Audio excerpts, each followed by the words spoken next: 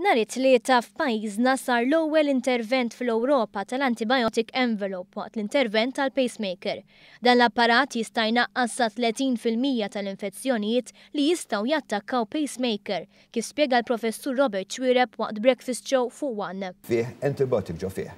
Antibiotic speċjali li jidħol mal-batterija taħt il-ġilda biex bekk jipproteġi kontra il-mikrobi, jipproteġi kontra infezzjoni ta' dik il-pacemaker. Dan l-antibiotic envelope kien jintuża biss fl-Istati Uniti u l-Kanada.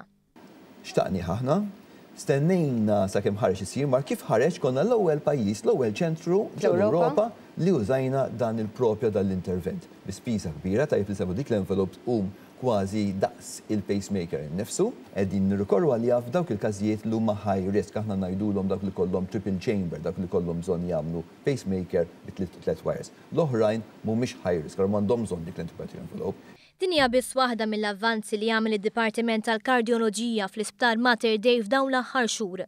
S'April li għadda l-lista ta' stennija l-angiogram test tal-arterji tal-qalb kienet minn tal-inqas 6 xhur. Illum din il-lista spiċċat u min jibżon dan it-test isirlu malli jidħol ir-riżultat tad-demm. Dan kien possibbli mingħajr żieda fil-makkinarju u fl-ammont ta' ħaddiema, però kienet possibbli permezz ta' estensjoni fil-ħin li jsiru t-testijiet li issa jibqgħu sejrin sa tard wara nofsinhar. Il-professur Xwireb spjega li minn barra li naqset din il-lista żdiedet is-sigurtà għall-pazjent. Konna naraw il-pazjenti waqt li daħal ġo teatru biex nagħmlu l-angiogram.